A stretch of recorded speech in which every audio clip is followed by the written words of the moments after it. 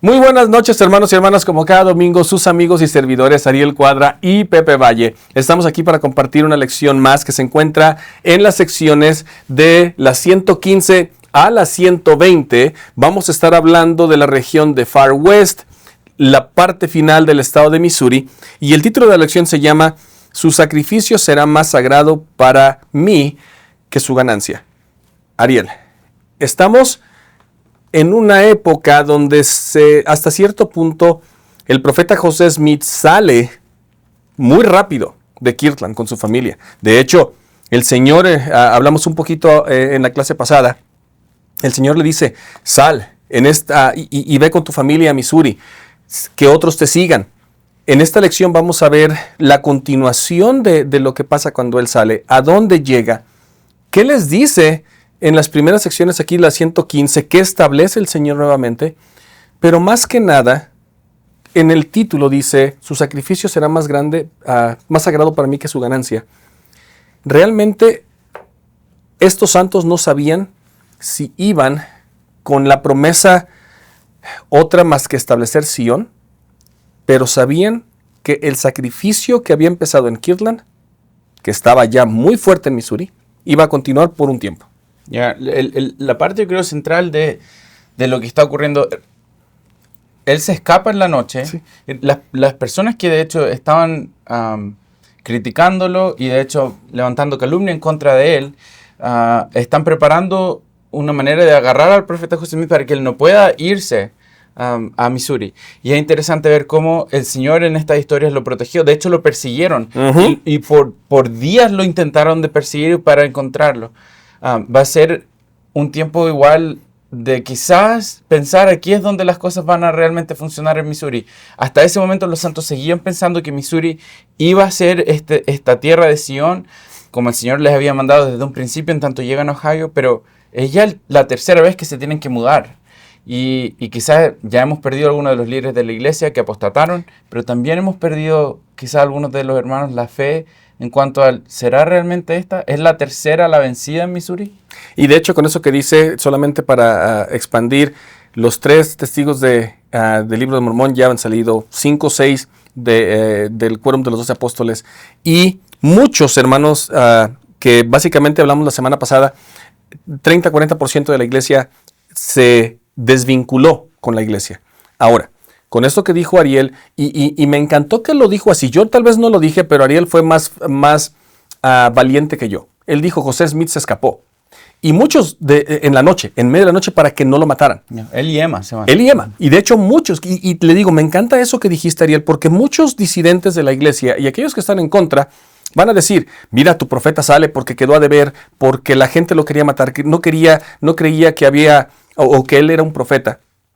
Déjame preguntarte, y otra vez, siempre le pregunto a Ariel así de bote pronto, pero yo aquí tengo la respuesta por si él no se la sabe. Yo hasta ahora, yo solo sé que me preguntan las capciosas, pero no sé lo que es del pronto. ¿Qué tipo de pregunta es? Bote pronto es una expresión de fútbol. Cuando tú pasas la pelota de bote pronto, así. Pero bueno, hermanos, hablando de deportes un poquito. ¿Hay profetas en la Biblia que huyeron? ¿Y puedes recordar alguno? Claro. Obviamente vamos a tener muchas ocasiones en la Escritura donde los profetas van a tener que Y por eso escapar. pregunto.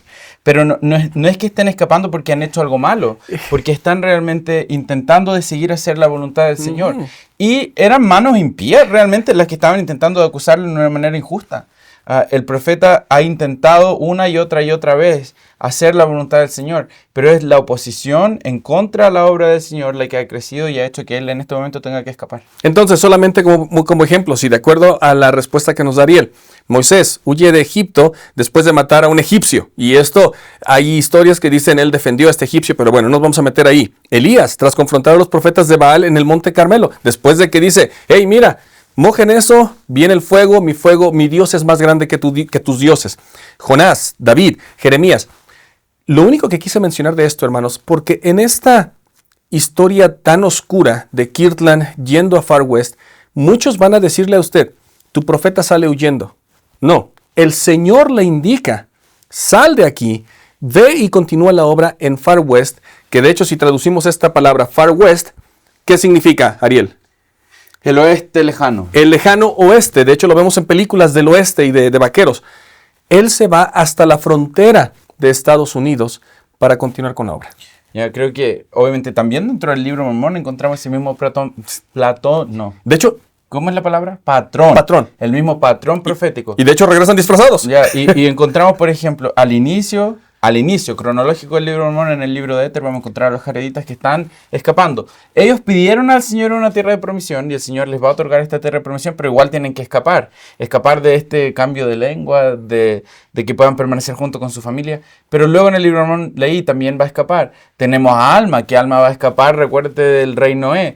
Vamos a tener, como decía, Abinadí, que también va a escapar y como decías, vuelve después disfrazado. Tenemos a Samuel en la manita. Hay muchas historias donde vamos a encontrar que hay literalmente un patrón profético, tal como José. Y lo único que quisimos hacer aquí, hermanos y hermanas, es darles a ustedes un poco de conocimiento en cuanto a esto, porque a veces si escuchamos algo de alguna persona que ataca nuestras creencias con esta historia del profeta huyendo, bueno, no fue el único y el Señor se lo indicó.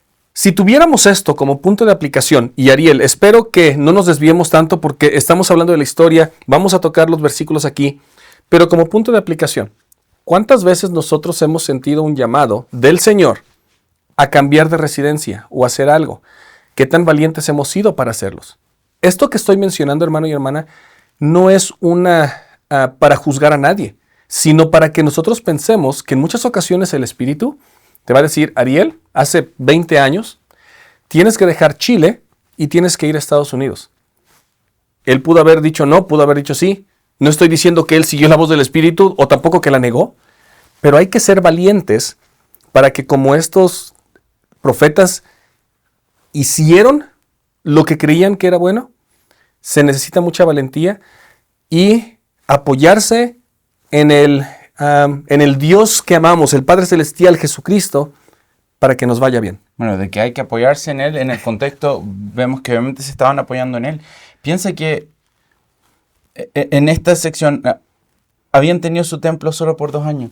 Trabajaron tanto por construir ese templo, sacrificaron tanto por finalmente obtener el templo. Se dedica al templo, se restauran llaves del sacerdocio en el templo. Y luego de solo 2 años. Ponte a pensar, por ejemplo, en algunos de los hermanos que nos ven, cuando finalmente llega un templo cerca, cuando las bendiciones del templo van a estar bendiciendo a nuestra propia comunidad, imaginémonos que solo fueron 2 años y que ahora el Señor nos manda a otro lugar. ¿Cómo dejar atrás? No es tan solo tu hogar, no es tan solo tu familia, tu manera de vivir donde estás cómodo. Pero es literalmente dejar atrás sacrificios. Creo que esto también va un poco en el contexto con el nombre del título. Los sacrificios que estamos haciendo por la causa del Señor van a transformarse en algo sagrado para Él. Y quizás la ganancia, para nosotros estamos pensando, bueno, ¿y qué estamos ganando nosotros? Bueno, eventualmente van a haber galardones. Quizás muchos están pensando en las pérdidas. Entonces, aquí yo creo que, para ya empezar ahora la sección en sí, yo diría, muchas veces vamos a tener esta perspectiva de lo que estamos perdiendo, de lo que hemos dejado atrás, de lo que yo tengo que abandonar en la vida. Pero el Señor quizás nos invita a ver cuáles son las ganancias que nosotros podríamos tener si permanecemos.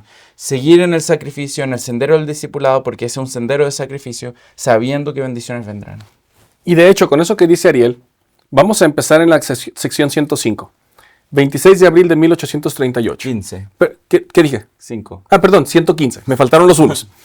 Vamos a ver que el 26 de abril de 1838 el Señor les dice cómo establecer una vez más Sion. Ariel lo dijo, ya estaba, entre comillas, establecida en Kirtland. Ya tenían una casa y les dice, deja todo, tienes que salir. Por la razón que haya sido y por las cosas que ya hemos hablado en otras secciones, José Smith y su familia salen. Pero fíjense de qué forma tan amorosa el Señor se dirige a José, a su familia y a sus otros fieles siervos. Y lo digo así porque el Señor le habla así a ellos. De cierto así te dice el Señor a ti, mi siervo José Smith hijo, y también a mis siervos Sidney Rigdon y Hiram Smith, así como a tus consejeros que son y que sean nombrados más adelante, como también a ti mi siervo Edward Partridge y a tus consejeros. Y yo lo tuve que subrayar. Y también a mis siervos fieles del sumo consejo de mi iglesia en Sion, porque así se llamará, y a todos los élderes y pueblo de mi iglesia de Jesucristo, de los santos de los últimos días, esparcidos por todo el mundo.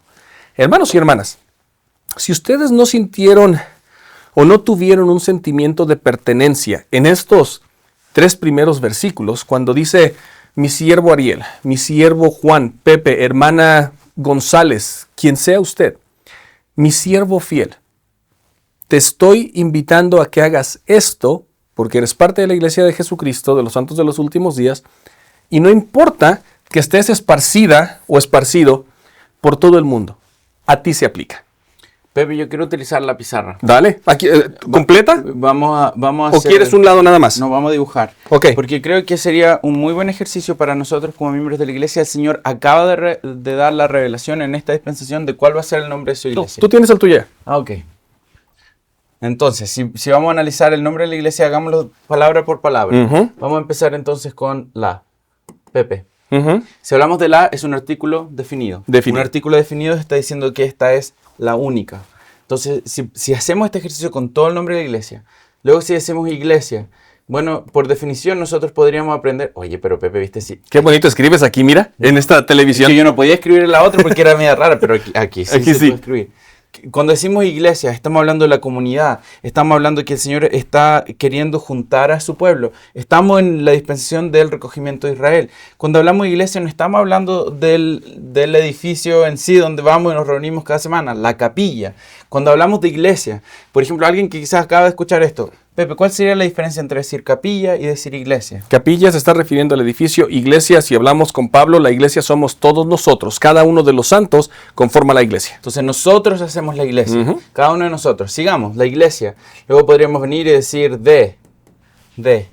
El de nos viene a enseñar en sí una demostración de pertenecer. Esta es la iglesia de alguien. Esta iglesia le pertenece a alguien. ¿Es de quién? Bueno, el siguiente título lo dice. La iglesia de Jesucristo. Si hablamos de Jesucristo, obviamente no puede ser su iglesia si no lleva su nombre. Cada una de las palabras en este título nos enseña algo en cuanto a la naturaleza de nuestro Salvador. Piensa, Él nos está enseñando que solo habrá una iglesia, una fe, un Señor, un bautismo. En Efesios. Cuando hablamos de iglesia, el Señor nos está dando a nosotros la oportunidad de transformarnos al ser parte de esta iglesia. Siempre vamos a citar esa visita que tuvimos hace ya un par de semanas atrás con Brad Wilcox mientras estudiamos. Pero ¿recuerdas cuando él decía, hacer iglesia es difícil? Porque va a requerir que yo dé de mí y que yo tenga que ir y que sabe escuchar y diferencias de opinión. Estar solo en la montaña, ¿te acuerdas cuando lo decía? Ah, claro. Eso es lo fácil. Ahora, el Señor, a pesar de que esto va a ser un desafío, es para transformarnos. Ahora, ¿qué está haciendo el Señor con estas personas mientras están yéndose a Far West? El Señor está también transformando. Ha sido difícil y ha habido persecución, pero ¿quién ha estado con ellos? Jesucristo todo el tiempo. Su iglesia. Bueno, podríamos seguir, podríamos volver a poner aquí de, porque Él no tan solo dice que es su iglesia, pero Él nos da a nosotros la pertenencia de ser parte de esto. Y decimos de los santos, cuando decimos los, es una invitación para todos, cuando decimos santos. Pepe, ¿cómo definiríamos santos? Oye, me gusta escribir en este Ya vi que se te gusta. Ya. Y de hecho vas a hacer aquí para que tengas espacio más arriba. Pero, wow. Si lo puedes hacer un poquito pequeño. Yo necesito una de estas en mi clase. Okay. Lo vamos a conseguir. Vale. Pero la pregunta, ¿cómo definir a los santos? Los santos son todos aquellos hermanos y hermanas, así como usted y como nosotros, que quieren parecerse más a Dios. De hecho, yo hoy en la mañana en un grupo que tengo con unos amigos en WhatsApp les mandé una frase que escuché, donde dice que la iglesia no es un museo de santos, sino un hospital de pecadores. Bien. ¿A qué voy? Que los santos son todos aquellos pecadores, aún gentiles, si estuviéramos en el tiempo de Pablo, todos aquellos que hemos querido cambiar nuestra vida y ser más semejantes a Jesucristo, quien es el dueño y señor de esta iglesia. Ahora, en eso quizá un llamado de atención también que lo ha hecho el Elder Uchtdorf. ¿Recuerdas que él decía que muchas veces somos muy rápidos en juzgar cuando alguien o algo o alguna situación en la iglesia está ocurriendo? Decimos, oh, pero si esta es la iglesia de Jesucristo, esto no debería ocurrir. Todos deberían de ser perfectos. De hecho, hay mucha gente que deja la iglesia y dice, yo no puedo vivir con la hipocresía que veo de estos hermanos, con la hipocresía del presidente de estaca y del obispo o de la hermana que me viene a visitar. Ella aquí habla una cosa y entre semana es otra. Bueno, hermanos y hermanas, si definiéramos la palabra hipocresía, aquellos que somos hipócritas, y yo me incluía ahí, escuchen bien, aquellos que somos hipócritas, en muchas ocasiones estamos tratando de similar o de hacer las mismas cosas que vemos a Jesucristo, y siempre vamos a quedar cortos en nuestro esfuerzo. Así que Hermanos y hermanas, si alguien fuera a llamar hipócrita, yo sería el primero.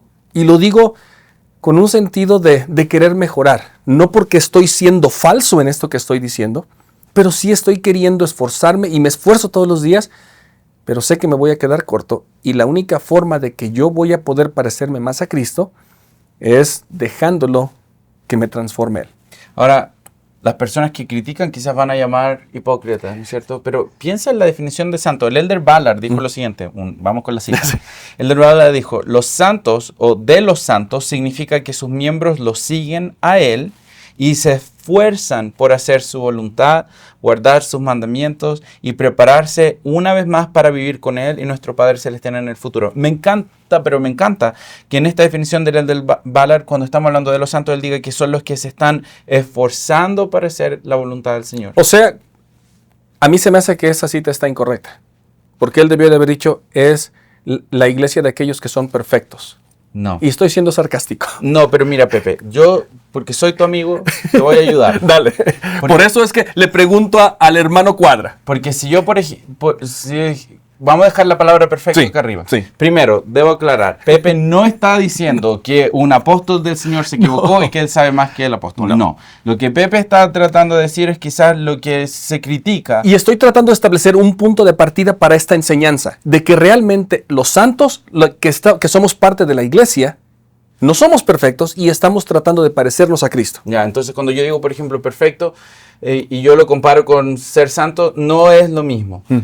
Pero ¿cómo podríamos quizás utilizar la palabra perfecto en un contexto, podríamos llamarlo doctrinal, que incluso podríamos, cuando alguien diga, esta es la iglesia de los perfectos, no estamos hablando de la perfección como entendemos perfección en el siglo XXI. Pero si entendiéramos perfección en manera de definición de qué significa ser perfecto de acuerdo a la manera en que Cristo lo enseñó, porque recuerda, Cristo nos enseñaba y decía, sed perfectos como vuestro Padre que está en los cielos y yo soy perfecto. Cristo se refería a esto. Cristo se refería al ser completo. Eso quiere decir que si lo vemos por la definición del siglo XXI, no sería lo mismo. Pero no sé dónde... ¿Qué quieres? El borrador. Ahí, aquí. Claro. Bueno, y si no, nada más aquí. Dale, Pepe. Dale. Okay. Ahora, si lo pensamos de esta manera... perdón. Es que le cambias. Ahí está. Okay. Si lo pensamos de esta manera, los santos son los que están buscando el llegar a ser completos. Los santos son los que se están esforzando al máximo en su vida para guardar los mandamientos y prepararse una vez más para vivir con el Padre y con Jesucristo. No significa que los santos van a tener todo, ya lo tengo todo aclarado en mi vida y yo ya no necesito el evangelio. Con esto que estamos hablando, mire, hasta puedo seleccionar cosas aquí, ya me di cuenta de otra cosa, pero bueno, con eso que Ariel está diciendo, a mí me gustan las matemáticas y en esta situación, ahorita que tú escribiste este símbolo, que significa diferente, este símbolo es igual, este es diferente, la enseñanza del brevario cultural. Si yo fuera a escribir aquí, santos es igual a perfecto, no. Pero la fórmula, si yo escribiera santos más Cristo, en un futuro, si puedo llegar a ser perfecto, de acuerdo a la definición de ser completo. Yo nunca voy a estar completo, hermanos y hermanas, a menos que le permita a Cristo ser parte de mi vida. Cuando yo digo, voy a siempre quedar corto, es porque me falta algo. Y en mi vida, si falta Cristo, nunca voy a poder llegar a realmente ser ese ser perfecto que Él desea que yo llegue a ser. No lo voy a lograr aquí, mas junto con Él, con su presencia, con su amor, aceptando mis debilidades y aceptando su expiación, su sacrificio, entonces sí llegaré a ser tal y como lo es Él, como lo explicamos y lo hablamos en la sección 93. El presidente Nelson en una ocasión dijo, no debemos desalentarnos si nuestros esfuerzos, una vez más, hablando de los santos, los que se están esforzando, si nuestros esfuerzos más sinceros en busca de la perfección nos parecen demasiado arduos o interminables. La perfección llegará en su totalidad únicamente después de la resurrección y solo por medio del Señor. Entonces, ¿qué podríamos testificar? Que cuando Cristo da este nombre en la iglesia, no seamos tan casuales en simplemente decir, ah, sí, yo me sé el nombre de la iglesia, me lo aprendí de memoria, lo aprendí desde la primaria, aprendí canciones en la primaria, yo soy de la iglesia. Sí, de Jesucristo. Feo, pero bueno, ya van 2 clases que tratamos de cantar. La cosa es que lo que estamos aprendiendo entonces es que el Señor nos demuestre que esta es una iglesia donde vamos a estar esforzándonos por seguirle a Él. Entonces no seamos rápidos en juzgar, pero quizás seamos más rápidos en tratar de apoyar y ayudar al otro a esforzarse también por seguir a Jesucristo. Y recordemos que si estamos realmente en este camino del discipulado en la iglesia de Cristo, la perfección no llegará hasta después de esta vida. Terminemos. Interrumpimos esta parte y estabas explicando el nombre de la iglesia, pero creo que este desvío fue bastante necesario. Te quedaste con este artículo de los últimos días. Okay. ¿Qué significa esto? Y también por esta cita que empecé hace un rato con el Elder Ballard, él dijo, de los últimos días explica que es la misma iglesia que Jesucristo estableció durante su ministerio terrenal, pero restaurada en los últimos días. Entonces, con eso, hermanos y hermanas, para cuando escuchamos que nosotros pertenecemos, como en el versículo 5, porque el Señor, en el versículo 4, el Señor mismo dice, por medio del profeta José Smith, dice, porque así se llamará mi iglesia en los postreros días, a saber, la iglesia de Jesucristo, porque es de Él, de los santos, porque nosotros tenemos pertenencia y propiedad en esta iglesia, porque Él quiere darnos todo, de los últimos días, en estos los días en que estamos esforzándonos para preparar el camino antes de que Jesucristo venga en gloria en su segunda venida. Y aquí es donde quizá el contexto vuelve una vez más a retomar donde vamos con el hilo de la historia. Porque en el 5 él dice, de cierto os digo a todos, levantaos y brillad.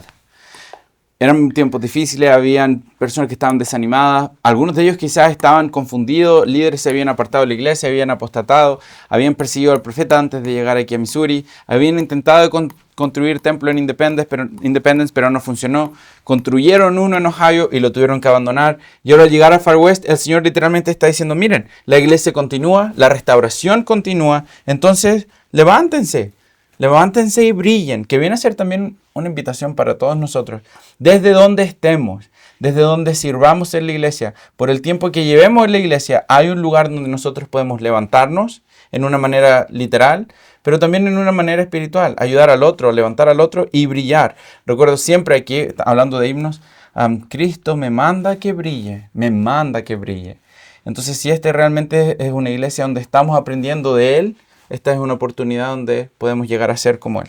Cuando yo leí o cuando Ariel estaba leyendo, a mí se me imaginaron ese solecito que a veces hacemos un circulito con los rayos del sol. Eso significa brillar para mí. Significa que lo que yo hago, yo lo emulo a otras personas. Pero te voy a preguntar, Ariel, cuando dice el Señor, nos manda, levántense y brillar, ¿de quién es el brillo? ¿Es tuyo? No, porque de hecho en tercer Nefi, cuando Cristo... Los hermanos a lo mejor se preguntarán por qué, si tenemos la escritura atrás de nosotros, ¿por qué seguimos con la escritura en la mano? Bueno, yo lo puedo buscar acá si quieres mientras. Es porque cuando estamos enseñando con Pepe, somos guiados por las cosas que hemos estudiado y seguimos la impresión del Espíritu. Pero cuando Jesucristo llega a las Américas, de hecho Jesucristo, una de las primeras maneras en las que Él se va a presentar a los nefitas y lamanitas que se encontraban ahí, Él les dice en el versículo 11 de tercer Nefi 11, he aquí, soy la luz y la vida del mundo. Es Él la luz del mundo. Pero Él nos invita a nosotros a aprender de Él y a tomar de su ejemplo, de su evangelio, de sus enseñanzas para llevar luz a otros. Él es el reflejo, nosotros podemos ser el reflejo de la luz de Cristo para otra persona. Ahora, el detalle que yo aquí añadiría, Pepe, es que en el versículo 5 dice, para que vuestra luz sea un estandarte a las naciones.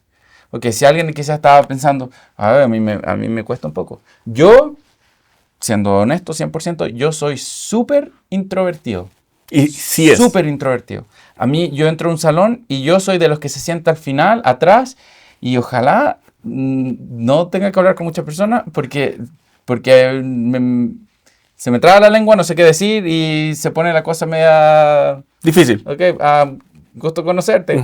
Ahora, a pesar de que para algunos de nosotros va a ser un desafío, el Señor no solo nos pide ser una luz, quizás aquí, ahora, pero Él nos está pidiendo ser un estandarte a las naciones.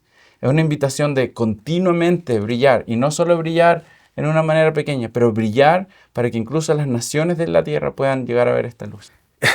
Yo no sé si ustedes han pensado en esta parte, pero cuando dice levantad, levantaos, ¿a quién levantaron en la cruz? A Cristo. Este símbolo de levantaos, hay muchas cosas, pero levantaos desde aquel que resucita, que se levanta de la muerte, aquel que levantan en la cruz como fue Jesucristo, aquel que nosotros ayudamos cuando está enfermo y le ayudamos a levantarse, aquel que sostenemos. Cuando el Señor nos dice levantaos, nos da la mano, nos para y dice, ahora sí, lo que me habéis visto hacer, hazlo tú. Esta luz que estás recibiendo tú, llévala a las demás naciones como un brillo que no es tu brillo. Yo soy la luz, pero tú necesitas emular e imitar lo que me has visto hacer. ¿Y por qué? Versículo 6. A fin de que el recogimiento en la tierra de Sión y sus estacas sea para defensa y para refugio contra la tempestad. Entonces, yo he tenido que salir de quizá esa zona de confort, donde yo quizás me es difícil. Y me es difícil. Una vez que quizás yo conozca a alguien, o una vez que yo ya empiezo a hablar con alguien y que se me calman un poco los nervios de la ansiedad social, entonces yo ya estamos bien. Generalmente, y las personas que, por ejemplo, hemos tenido la oportunidad de conocer, nos ocurría mucho cuando estábamos en el tour que hicimos en Argentina. Algo que, por ejemplo, yo me he dado cuenta, a mí me ayuda mucho, es ir a abrazar y sentir como piel a la persona, como sentir que realmente no estoy solo y que puedo calmar los nervios. Pero el Señor necesita que brillemos, necesita que podamos esforzarnos, porque Él necesita que en Sion podamos recoger a este Sion, a este Israel, y lo recojamos para un lugar de defensa y refugio. Si yo simplemente me quedo sentado, me quedo callado, no hablo, o no le hablo a nadie, o no saludo a nadie, o no le ministro a nadie, entonces al final del día yo simplemente pasé por la capilla, pero realmente no estoy dejando que el Evangelio pase por mí, y tampoco estoy construyendo la iglesia que va a permitir que otros también puedan construir una relación con el Salvador. ¿Cómo estoy haciendo? No me conteste Pepe, pero piénsalo. ¿Cómo estás haciendo tú, por ejemplo, cada domingo el construir que tu iglesia, que tu barrio sea un lugar de defensa, o que tu barrio sea un lugar de refugio contra la tempestad? ¿Qué quizá entonces podríamos hacer? ¿Cuáles serían algunas metas que podríamos tener como familia, o metas que podríamos tener como, no sé, quórume, o que podríamos tener incluso como barrio? ¿Cómo podemos hacer que la iglesia de Jesucristo realmente sea la iglesia donde las personas vengan y se sientan que están en un lugar de refugio? De hecho, con eso que dijo Ariel, yo voy a pedirle aquí a los editores que pongan esa pregunta que hizo, qué es lo que usted está haciendo en cada barrio. Y si usted desea, déjenlo en los comentarios y desde dónde nos está viendo, porque queremos saber dónde se está llevando a cabo estos pequeños cambios y estas grandes obras que ustedes están haciendo. A nosotros también nos fortalece mucho saber dónde ustedes están poniendo su hombro a la lid y haciendo que este reino se establezca. ¿Recuerdas, Pepe? Volvamos a la otra imagen. De hecho, antes, si te haces un lado, luego los hermanos nos dicen que borramos la pantalla muy rápido. Tomen una captura si es que lo desean, esto que hicimos. Y ahora sí, ¿a dónde quieres ir? Volvamos a donde teníamos... ¿Las escrituras? No, el manual del Ven, Sígueme. Ok. Porque en el manual, si recordamos, y nos vamos quizás de lleno a lo que era el título, ¿no es cierto?, de esta clase, vamos a encontrar que en el título de la clase el Señor nos demuestra entonces que algunos de esos sacrificios, son sagrados para Él. Y son sagrados en una manera porque a lo mejor... yo no voy a ganar tanto en lo personal por ir y saludar a alguien el día domingo. Pero imagínate lo sagrado que será para el Señor ver cómo ayudamos a alguien que necesitaba ser visto, validado, hermanado en la iglesia del Salvador. Entonces esto nos recuerda de muchas maneras la importancia de olvidarnos de quizás solo mis pesares y poder ser como el Salvador y ayudar a tomar también los pesares con otros. Esto que dice Ariel, y yo siempre lo digo, hermanos y hermanas, lo que está hablando Ariel me recuerda a mí lo que Pablo también menciona. Todas las personas, y espero se comprenda esto, todas las personas que conozcan a Cristo por medio de usted, es la impresión que van a tener de ese Cristo que usted adora, que es el mismo que todos los demás cristianos adoramos, es el mismo Cristo de la Biblia, es el mismo Cristo que pagó por los pecados. Sin embargo, si nosotros nos decimos llamar cristianos, y tratamos a alguien de una forma déspota y sin amor, ese es el Cristo que ellos van a pensar nosotros adoramos, a uno que no nos ha cambiado porque no le permitimos. Mas cuando a usted lo conocen y usted extiende una mano o extendemos una mano de ayuda, llevamos una comida a alguien que está necesitado, vamos a dar una bendición al que está enfermo, ese Cristo es el que nos está cambiando y es el Cristo que estas personas van a conocer. Hermanos y hermanas, sin tomarnos ninguna atribución, porque otra vez, esa no es mi intención, mas yo les digo, las personas van a conocer a Cristo por usted. Y como usted actúe con ellos, van a pensar y sentir que es el Cristo que usted adora. ¿Qué dije incorrecto aquí? No, ¿sabes qué, Pepe? Estaba tratando de buscarlo, pero en el manual, dice en el manual, de hecho, y lo cita cuando está hablando de esto de transformar las estacas de Sion en un lugar de refugio. Aquí estaba refugio. Cita el himno. Cita el himno Brillan rayos de clemencia. Claro, aquí está. Ajá. Ahora, la traducción del Brillan rayos de clemencia, creo que quizá lo hemos dicho antes, pero las traducciones de los himnos no siempre son en una manera literal. Que de hecho yo me di cuenta con el de Getsemaní y tal vez ahorita, hoy va a ser un buen día para explicar eso, pero continúa con eso. Que yo quiero saber eso. Sí. Pero este himno, ¿no es cierto?, en inglés, hablando de la luz del mundo, hablando de brillar, de levantarnos, de ayudar, de edificar un lugar en la iglesia que va a ser un lugar de refugio, en las estacas de Sion. Bueno, si yo estoy en medio de una tormenta y Cristo es el faro principal, va a ser difícil quizás en el medio de la tormenta yo poder ver dónde es que está. ¿Dónde está el faro? ¿Dónde va la luz? Hay agua en mis ojos, hay viento, hay nubes tapando el faro, quizás hay, no sé, niebla, no puedo ver, no lo veo. Entonces, ¿qué significa en este himno? En el coro de este himno, en inglés, menciona que nosotros podemos ser las luces menores. Y no sé, Pepe, si recuerdas, pero a ver, volvamos una vez. Hoy sé que le hemos sacado el jugo a esta pantalla. ¿Qué quieres? ¿Dónde? Ahí mero. Ya, pero vamos a ir ahora. Bueno, nada más, espérame, puedes moverlo aquí. ¿Y quieres moverlo para dibujar más? Ya. Un segundo. Entonces vamos a decir, ahí está. Si aquí, por ejemplo, está el faro. ¿Lo quieres? ¿Quieres con hielo? ¿Con amarillo? Vamos a dejar al faro ahí. Ok. Ponle, por favor, Pepe, otro color para diferenciar. Dale. Ok. Ahí hay una montañita. Y por aquí entonces está el mar, hacia allá. Entonces, ¿qué significan las luces menores? Las luces menores eran aquellas luces que se ponían alrededor de este camino para guiar al que venía, al marinero. Y estas luces eran las luces que ayudaban cuando tú no podías ver al faro mayor, a ver dónde estaba el faro para llegar al puerto seguro.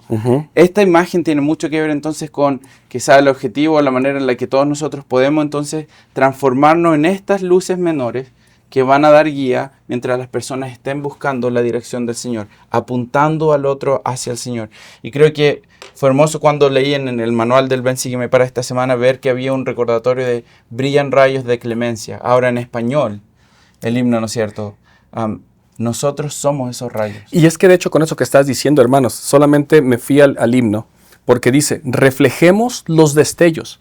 ¿De quién reflejaríamos los destellos? Del faro grande. Por las olas de la mar, al errante marinero, ayudemos a salvar. Definitivamente el faro es quien nos va a llevar a tierra seca. Cristo es quien nos va a llevar a tierra firme. Sin embargo, lo que este himno está diciendo y lo que nos invita a hacer es de que al nosotros en inglés ser las luces menores o en español seamos el reflejo, seamos el espejo de esta luz mayor y nosotros seamos ese espejo para los demás que vienen atrás de nosotros, para el marinero errante, es una gran responsabilidad y privilegio que Cristo nos da, siendo perfecto, y me voy a regresar a la parte de la iglesia. Cristo siendo perfecto, nos permite a nosotros seres imperfectos, no organizar, pero ayudar en su reino, ayudar en llamamientos, sabiendo que nos vamos a quedar cortos. El de Rugdorf decía, yo solamente me imagino cómo ha de estar el Padre Celestial viendo, ahora Pepe va a servir en tal llamamiento y se va a equivocar, pero no importa, yo le ayudo.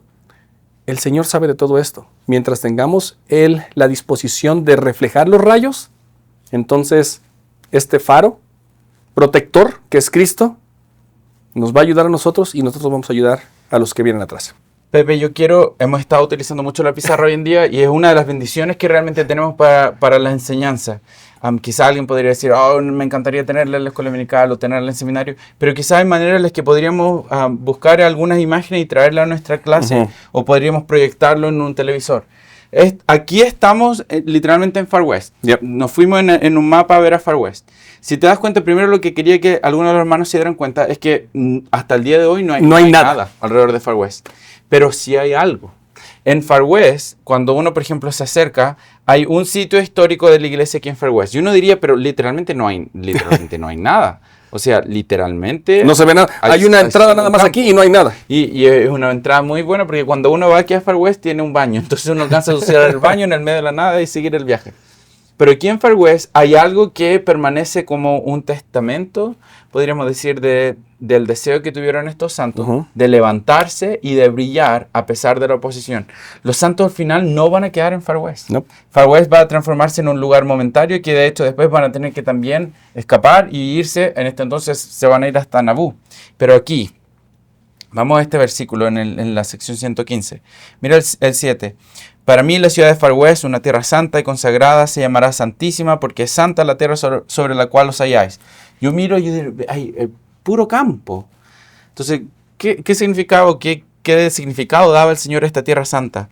¿El Señor? Perdón. En el 8, por tanto os mando a edificarme una casa. Aquí está. Ya. Era una tierra santa porque aquí el Señor igual les da el mandamiento de edificar una casa. Bueno, no alcanzaron a edificar el templo, pero...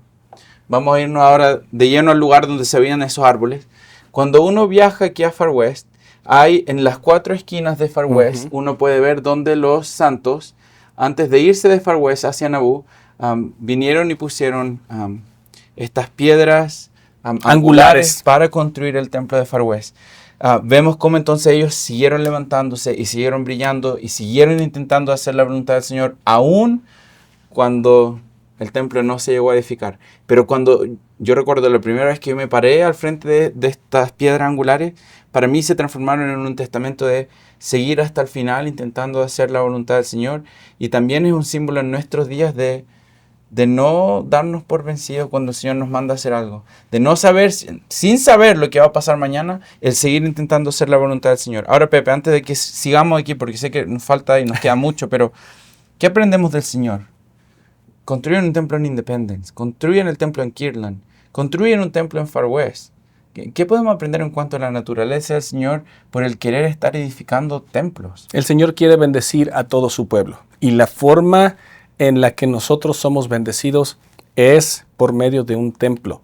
En el templo recibimos de su poder, el sacerdocio. Recibimos las ordenanzas, entramos en el orden del sacerdocio que nos va a llevar de regreso a la presencia de Dios. Se nos instruye cómo es que podemos presentarnos ante el Señor y cómo estar preparados para tener una conversación con el Señor. En el templo es la casa de Dios, es la casa de Cristo. Estamos yendo a su presencia, estamos entrando, nos está invitando a su lugar más privado. Ariel estaba diciendo, yo soy introvertido, cuando llego me siento, etc. Pero yo también lo conozco. Y a su casa no llegan tantos visitantes porque su casa es su refugio. El Señor nos está invitando a su refugio. Es el refugio para nosotros. Aquí les dice, de hecho en el versículo 12, así trabajen con diligencia de allí en adelante hasta terminarla. No la terminan. Desde la piedra angular hasta el techo, hasta que no queda nada incompleto. No se completa. Pero lo que ellos hacen y el testimonio y la convicción que ellos tenían es que ellos deseaban recibir este poder de lo alto, y es por eso que Dios manda a todos nosotros, y tenemos un profeta constructor de templos en este tiempo, el presidente Nelson, que ha anunciado 200 templos, porque este mandamiento continúa hasta el día de hoy. Y es porque no es que simplemente sea el presidente Nelson el constructor Claro. de templos, es porque el Señor es un constructor de templos. El Señor quiere que se sigan construyendo templos en la tierra porque esos templos son los lugares donde podremos encontrar refugio, encontrar inspiración, encontrar inspiración para aquellas tormentas que estemos pasando en la vida, pero también es porque el Señor quiere que estas ordenanzas de salvación lleguen a todos sus hijos. ¿Y cómo eso es posible? El último versículo. 19. Pues he aquí estaré con él, hablando de José, y lo santificaré delante del pueblo porque a él he dado las llaves de este reino y ministerio. Debido a que él tenía las llaves, es que entonces se podían realizar estas ordenanzas salvadoras en el templo. Bueno, entonces pasemos a la sección 116, que es solamente un versículo, en la que se menciona una palabra bien interesante. Se dice el nombre de Adán Ondiamán, el cual, voy a leer el versículo, porque ese lugar, dijo él, al cual vendrá Adán a visitar a su pueblo, o sea, donde se sentará el anciano de días, como lo declaró Daniel el profeta.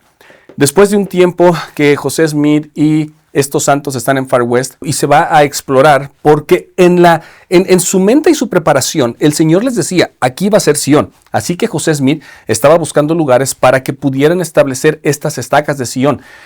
Es interesante, hermanos y hermanas, que a veces nosotros, aunque no se terminen las encomiendas que el Señor nos da, nosotros debemos de poner todo nuestro empeño para hacer las cosas al pie de la letra como el Señor nos dijo. Yo no sé si José Smith habrá pensado, o algunos de su compañía, pensando, ¿a poco este será el lugar? ¿No se habrá equivocado? ¿Estará tal vez, nos iremos a mover? Que de hecho se terminan cambiando en menos de 2 años. Pero José Smith, sabiendo y conociendo al Señor, y esto es lo interesante, cuando nosotros conocemos al Señor, vamos a hacer las cosas que nos pide independientemente de que nosotros no sepamos el fin. Pero bueno, cuando ellos salen en esta expedición, encuentran un lugar y el versículo 116 es esa revelación. El Señor da a Spring Hill, y ya lo encontró aquí Ariel, el nombre de Adán Ondiamán, donde se llevará a efecto una gran reunión sacramental con todos los líderes de cada dispensación, los profetas de cada dispensación, Adán a la cabeza, bueno, a la cabeza cuando digo como el anciano de días, dice, y Jesucristo, claro, reinando en su gloria ya en la segunda venida. Ya creo que solo para añadir un poco más en profundidad, ¿por qué llevaba este nombre, Adán Ondiamán? Bruce R. McConkie enseñó que la palabra Amán es uno de los nombres por los cuales Adán conocía a Dios. Uh-huh. Entonces estamos hablando de Adán Ondiamán, un nombre que proviene del idioma adámico puro, pero es un nombre por el cual se nos ha dado una traducción revelada y literal. Hasta donde podemos deducir, y este punto de vista nos llega de los primeros hermanos que se vincularon con José Smith, quien fue el primero en usar el nombre en esta dispensación, Adán Ondiamán, quiere decir el lugar o la tierra de Dios donde moró Adán. Es de ahí de donde vienen entonces muchas de las personas cuando estudiamos esta sección o enseñanza de la iglesia, donde se nos enseña que este puede haber sido entonces el lugar donde había vivido Adán. Es por la definición literal. Ahora, si algún hermano quizás le gustaría o estuviera interesado, ¿de dónde viene esto? Esto se habló en alguna vez antes de la Escritura y la verdad es que sí, hubo una profecía dada en Daniel en el capítulo 7, versículos 9, 10, 13 y 14 que hablan literalmente de que en el futuro iba a existir esta reunión donde Adán y Dios iban a caminar, donde Pepe acaba de hablar, estará esta reunión sacramental. Y de hecho pueden encontrar una sección en Revelaciones en Contexto, en el manual. Ustedes pueden encontrar esa sección y de hecho son como 3 páginas bien interesantes para leer. Sección 117. Esta sección se recibe nuevamente en Far West. De hecho, el profeta José Smith continúa recibiendo revelaciones. De hecho, Far West es un lugar bien interesante porque recibe el profeta José Smith estas revelaciones tanto para allí como para Kirtland. En esta sección 117 le va a hablar a William Marks, a Newell K. Whitney y a Oliver Granger. Yo solamente como contexto, y voy a dejar que Ariel lea algunos versículos de acuerdo a lo que él crea conveniente, pero solamente quisiera hablar muy rápido de Oliver Granger. Él fue un miembro que José Smith le pide encarecidamente que regrese a Kirtland y pueda ayudar a los miembros allá, a las personas que quedaron a deber después de el banco que falla o que cae y que cierra sus puertas de la sociedad financiera en Kirtland. Esta persona va y habla con ellos y él llega a acuerdos para que estas personas estén tranquilas de que se les va a pagar. Qué interesante es de que este hermano va en nombre de la primera presidencia del profeta y dice, hermanos, vengo aquí para que sepan que el profeta José Smith no está escapando.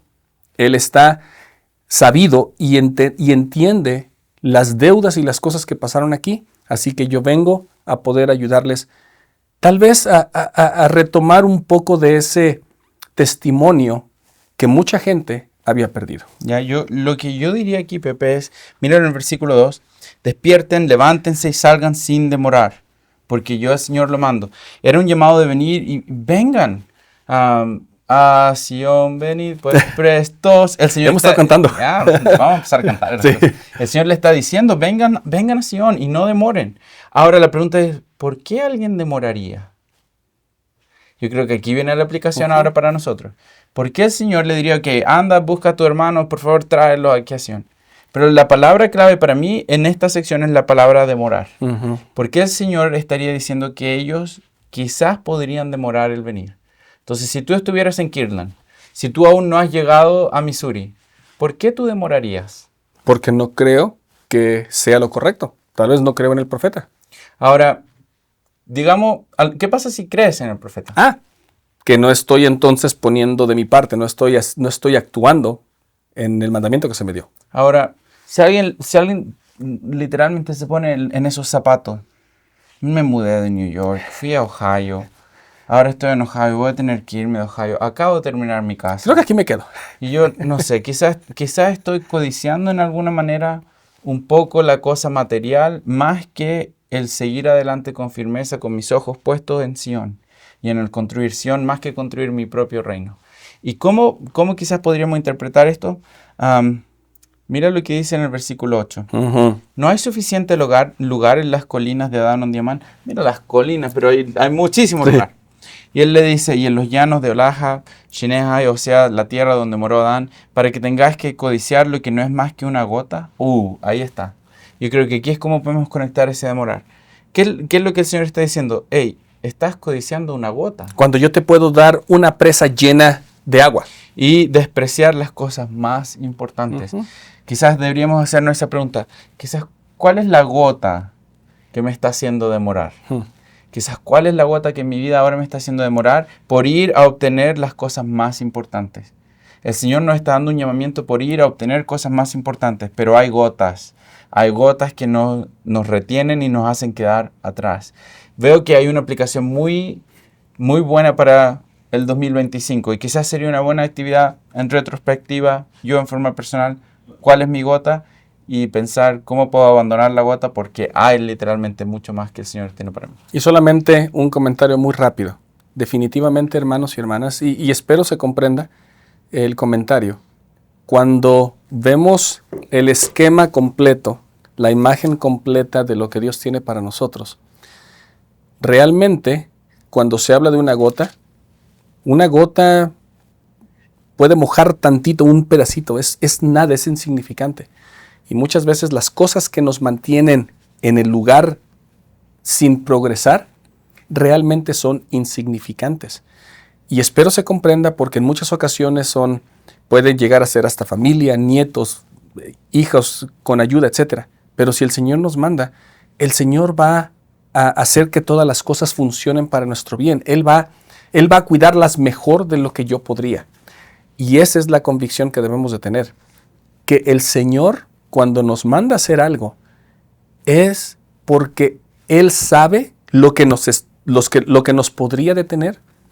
Y Él, sin decirlo, está diciendo, Pepe, Ariel, hermano, hermana, yo me voy a hacer cargo de lo que tú vas a dejar atrás. Y con esa convicción, entonces, tal vez sería un poco más fácil hacer el cambio.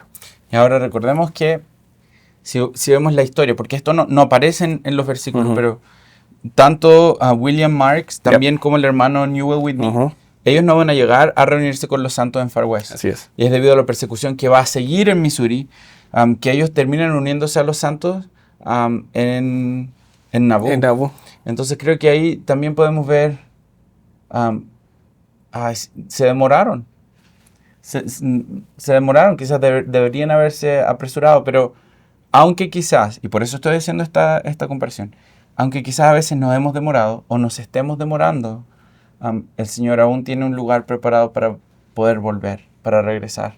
Es que Él nunca nos va a desechar, Ariel. Y creo que aquí entonces, ¿dónde vemos esto del no desechar? Bueno, el Señor mira en el último versículo 16, además de cierto os digo, acuérdense todos mis siervos de la tierra de Kirtland, del Señor su Dios, y también de mi casa. Acuérdense de mi casa. para guardarla y conservarla santa y para derribar las cambistas de dinero en mi propio y debido tiempo, dice el Señor. ¿Por qué? ¿Por qué me llama la atención? Porque quizás fue no hasta el año pasado cuando pudimos realmente regocijarnos al decir, bueno, tus siervos tuvieron que irse y dejar la casa. Pero el templo de Kirtland, este símbolo de sacrificio de los pioneros, el primer templo edificado en nuestra dispensación, hoy en día la iglesia ha podido cuidar una vez más de su casa y la iglesia vuelve a tener este templo. Gracias, Ariel, por ese comentario de la 117. Y en la 118 creo que podemos pasar bien rápido, a menos que tengas algún versículo. Tal vez podríamos leer uno, pero en realidad el Señor les revela su voluntad el 8 de julio de 1838 en cuanto a lo que los 12 estaban y deberían de hacer. Estaban en medio de algunas misiones que iban a salir. Había una conferencia que se les dice a ellos que tienen que estar allí en Far West. En el versículo 3, continúen predicando los otros desde esa hora, y si lo hacen con corazones sumisos, con mansedumbre, con humildad y longanimidad, yo el Señor les prometo abastecer a sus familias y les será abierta una puerta eficaz desde ahora en adelante. Definitivamente, hace un momento yo estaba diciendo, a veces son pequeñeces, y cuando digo pequeñeces o detalles, en este caso no quise minimizar lo que es una familia, no es la intención. Pero el Señor les dice aquí, si ustedes van y lo hacen, yo te prometo, imagínate una promesa del Señor, te prometo, voy a abastecer a tus familias y les será abierta a ustedes una puerta eficaz. Si el Señor nos promete a nosotros que cuando se nos invita a hacer algo diferente a lo que estamos haciendo, que Él va a abastecer y a hacerse cargo de todo lo que dejamos atrás, una vez más, creo que entonces no deberíamos demorar. Ya. Ahora, hablando en el no demorar, yo sé que Pepe ya me está moviendo para ir a la sección 119, pero está esa historia de Oliver Granger en la 117. Dale. Y yo creo que hay que hacerle justicia, porque a Oliver Granger se le manda a ir y liquidar algunas de las propiedades que aún tenía la iglesia para obtener al menos algún tipo de ganancia para seguir ahora ayudando a los santos que se estaban mudando. Él se queda en Kirtland y de hecho él fallece en Kirtland. Así es. Él fallece en Kirtland en 1841. Y él quizás no fue que tuvo un éxito increíble. Él de hecho no alcanzó a liquidar muchas de las propiedades de la iglesia antes de morir. Y en eso entonces quizás podríamos decir, pero el Señor lo mandó y él quizás falló. Y por eso quise volver a esta historia, porque quizás muchas veces nos sentimos de esa manera. Quizás sentimos, yo he seguido el llamado, he ido a hacer lo que el Señor ha querido que yo haga, y a pesar de eso, le fallé.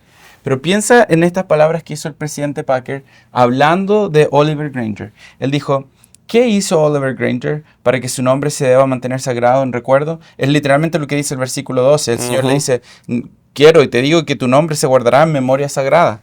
Entonces, ¿qué fue lo que él hizo para que su nombre se mantuviera sagrado en recuerdo? Y mira la respuesta del Elder Packer. No mucho. No mucho en realidad. No fue tanto lo que hizo, sino lo que fue. Así es. El Señor no esperaba que Oliver fuera perfecto y quizá ni que tuviera éxito. No siempre podemos esperar tener éxito, pero debemos poner nuestros mejores esfuerzos. Y es ahí donde vemos el título de la lección completa. Por tanto, luche seriamente por la redención de la primera presidencia de mi iglesia, dice el Señor, y cuando caiga se levantará nuevamente, porque su sacrificio será más sagrado para mí que su ganancia. En otras palabras, el Señor está diciendo, en quien te estés convirtiendo será más importante del éxito que estés teniendo. Wow. Sección 118. Bueno, ya hablamos de esto. De hecho, entonces, ¿nos vamos a la 119? Entonces, en la 119, solamente, hermanos y hermanas, estábamos aquí hablando otra vez. El Señor les da la instrucción de construir un templo. Ya se ha hablado de la ley de consagración mucho antes en Kirtland, en Missouri también, donde uno va, da sus posesiones, se reúne con el obispo les da algunas cosas. De la ganancia que ellos tengan, tienen que regresar eso al obispo. Pero ahora, en este tiempo, José Smith empieza a hablar ya de algo más específico. Y aquí, en esta parte específica, se habla del diezmo. En el versículo 1 y 2 básicamente dice, de cierto, así dice el Señor, requiero que todos sus bienes sobrantes, lo que estaba hablando en la ley de consagración, se pongan en manos del obispo, de mi iglesia, para la construcción de mi casa, lo cual es el templo. Versículo 3, y esto será el principio del diezmo de mi pueblo. Aquí es donde se empieza a definir un poco más qué es lo que el Señor deseaba que nosotros entendiéramos por el diezmo. Versículo 4, y después de esto, todos aquellos que hayan entregado este diezmo pagarán la 10ª parte de todo su interés anualmente. Y este les será por ley fija para siempre, para mi santo sacerdocio, dice el Señor. ¿Qué quieres explicar del diezmo? Porque si yo explico, hablo mucho.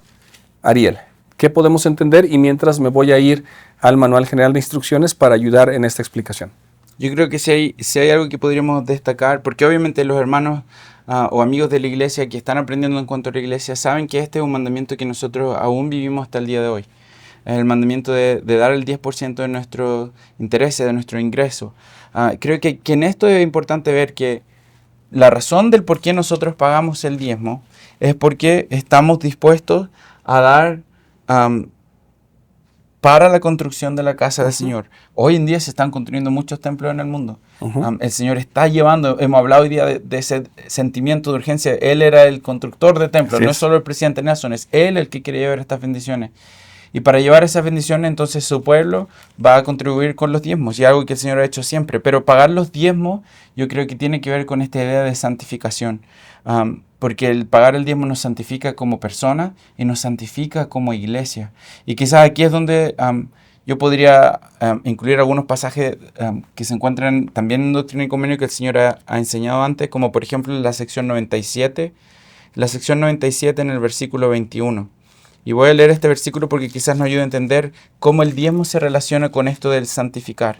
En la sección 97, en el versículo 21, dice, si lo encontré, aquí está. Por tanto, de cierto, así dice el Señor, regocíjese Sión, porque esta es Sión, los puros de corazón. Por consiguiente, regocíjese Sión mientras se lamentan los inicuos. Para llegar a ser santificados, para llegar a ser realmente puro de corazón, para llegar a ser Sión, entonces los diezmos son una de las maneras en las que el Señor va a ir santificando a su pueblo, despojándonos de las cosas materiales y poniendo nuestro corazón y nuestra mente en las cosas del Señor. Creo que aquí el Señor es donde realmente en este mandamiento nos ayuda a entender que podemos probarle, como Él lo ha dicho desde el Antiguo Testamento, para ver si es que las bendiciones de los cielos realmente se derramarán sobre nosotros y nuestra familia. Y testificamos que así es. Y solamente, hermanos y hermanas, para hacer esta explicación, si ustedes fueran a ver el Manual General de Instrucciones con todo lo que ya explicó Ariel, el diezmo es la donación de la 10ª parte de los ingresos de una persona a la iglesia de Dios. Todos los miembros que perciban ingresos deben pagar el diezmo. El pueblo del convenio del Señor ha vivido la ley del diezmo desde la antigüedad. A lo que voy. Cuando dice aquí de los ingresos, a veces hay preguntas de qué debo de pagar, si es de lo neto, si es de todo lo que recibo, si solamente es de lo que me quita el gobierno, de lo que me quita el gobierno no pago, etc. Pero si nosotros buscáramos qué significa un ingreso en el diccionario, podríamos decir, es la cantidad que se gana o se recibe por trabajo, negocio, inversión u otra causa. Hermanos y hermanas, con esta definición, usted decida qué es lo que para usted ha ganado, ya sea por trabajo, negocio, inversión o cualquier otra cosa. A veces pensamos, mi papá me dio 20 pesos. ¿Debo dar diezmo de los 20 pesos? Si son pesos chilenos, no hago nada con 20 pesos. No me alcanzó para nada. Pero si no, bueno, a lo que voy es de que, hermanos y hermanas, con eso que dijo Ariel y con lo que estamos tratando de explicar, yo no creo que el Señor necesite ni su dinero ni el mío. Pero yo sí necesito las bendiciones por pagar el diezmo. Y de hecho en el versículo 6, y por eso yo hablaba de la santificación y cómo Él nos santifica al pagar el diezmo y santifica también a su iglesia. Y os digo que si mi pueblo no observa esta ley para guardarla santa, ni me santifica la tierra de Sión por esta ley, o sea, al pagar esta ley santificamos, somos santificados, a fin de que en ella se guarden mis estatutos y juicios para que sea la más santa. Y aquí de cierto os digo, no será para vosotros una tierra de Sión. Si queremos edificar Sión, entonces debemos ser santificados, y para ser santificados debemos pagar el diezmo. Ahora, para ayudar y añadir a esa definición de Pepe, el presidente Hunter dijo que la ley del diezmo claramente decía que era el 10% o la 10ª parte de todo su interés. Eso quiere decir ganancia, remuneración y utilidades. O sea, básicamente y muy rápido, si yo obtenía $100, compro $100 de mercancía, me gano $20, tenía que pagar el 10% de los $20 que gané. Eso es lo que está diciendo y lo que tratamos de explicar. Así llegamos al final, sección 120. Dale. Es un versículo. Pero si no hemos dado cuenta, vemos cómo el Señor está dando revelación tras revelación tras revelación. Estas secciones, estas 4 últimas que hemos visto, se han entregado juntas. Estamos en el tiempo donde el Señor no está demorando tampoco el darles más luz y conocimiento. A pesar de las oposiciones, yo veo ese sentimiento de urgencia, que Él quiere dar más, que Él quiere darle más entendimiento en cuanto a la restauración para seguir bendiciendo a sus hijos. Pero es así como llegamos a la sección 120. En la sección 120, y lo voy a leer, dice: de cierto, así dice el Señor, ha llegado el tiempo de que disponga de ellos un consejo integrado por la primera presidencia de mi iglesia, por el obispo y su consejo y por mi sumo consejo, así como por mi propia voz dirigida a ellos. Parece un poco extraño. Entonces, Pepe, la pregunta sería, estábamos hablando de pagar el diezmo, de seguir edificando, de edificar templos ahora en Far West, de ir a buscar otras estacas, de formar estacas, y de la nada parece que es como, y también quiero que se disponga este consejo de la primera presidencia con el obispo y su consejo. ¿Cómo podríamos juntar estas secciones? Porque parecería a primera vista que son muy separadas o ideas muy diferentes. Pero en realidad el Señor está tratando de establecer y enseñarles a ellos cómo establecer el reino y esa dirección que Él les va a dar por medio del profeta. Sin un obispo presidente, sin una primera presidencia, ¿quién iba a organizar y a administrar los diezmos y administrar las propiedades? El Señor no nos da nada de revelaciones sin el trasfondo de que Él quiere un orden en toda la administración. Ya. Entonces, tengo una cita. Dale. El presidente Hinckley: conservo en el estante que está detrás de mi escritorio una blanca. ¿Recuerdas? La blanca era la moneda que había dado la viuda. De hecho, yo tengo una también en mi casa. Y Pepe me va a regalar una también. Tengo una. Gracias. Voy a decirle si me la regaló. Dice: la cual se me entregó en Jerusalén hace muchos años. La tengo como un recordatorio constante de la santidad de los fondos que tenemos que administrar, los cuales provienen de la viuda, son su ofrenda, así como la ofrenda del rico, y se deben utilizar con cuidado, con prudencia para los propósitos del Señor. Los tratamos con cuidado, los salvaguardamos y procuramos de todas las formas posibles que se usen, tal como estimamos que el Señor los utilizaría en la edificación de su obra y el perfeccionamiento de los de su pueblo. Y con eso que leyó Ariel, hermanos y hermanas, yo solamente quiero terminar. De hecho, iba a terminar diferente, pero con esto que Ariel lee, yo también tengo una blanca y tengo un denario. Y la razón por la que lo tengo es realmente por la misma razón que el presidente Hinckley. El denario se cree, cuando obtuvimos esto en Jerusalén, que es una de las monedas por las que Judas traicionó al Señor Jesucristo. Y la única razón por la que compramos ese denario es porque cuando yo lo veo, yo no puedo permitir que yo, Pepe, traicione a Dios por dinero. La blanca no creo que tengamos mucho dinero. Y tal vez ninguno de ustedes tiene mucho dinero. Pero el dinero es sagrado para el Señor cuando lo consagramos a ellos. Si dejamos que el dinero nos corrompa, definitivamente hemos perdido nuestra dirección. El centro de toda nuestra vida debe de ser Cristo. No hay dinero, no hay remuneración, no hay cosa material que pueda reemplazar a Cristo en nuestras vidas. Y ese es el testimonio que tengo yo. Yo creo que solo terminaría con las palabras para unir toda esta idea de los diezmos y el construir templos. La iglesia. Con el título. El título decía: su sacrificio será para mí sagrado. Y es así para el Señor. Cada uno de nuestros sacrificios, incluyendo el diezmo. El diezmo muchas veces es un sacrificio. Para muchos es un sacrificio. Pero ese es un sacrificio que para el Señor es algo sagrado. Cada uno de los sacrificios que realizamos en el día a día, aquellos que se ven y aquellos que nadie ve, o aquellos que pensamos que nadie está viendo. Pero la realidad es que el Señor ve cada uno de nuestros sacrificios. El Señor ve nuestros corazones y las intenciones y los deseos de nuestro corazón. Y mientras estemos enfocados en su iglesia, en establecer su obra y en seguir sacrificando para dar, no solo porque yo quiero dar, sino porque el Señor nos enseña y nos dice que es algo sagrado para Él, entonces podremos seguir estando seguros que estaremos estableciendo su obra en los últimos días. Más importante, como lo aprendimos hoy día, que el tener éxito por medio de esos sacrificios va a ser en quien nos convertimos a medida que seguimos sacrificando la obra del Señor. En el dulce nombre de nuestro Señor Jesucristo. Amén. Amén.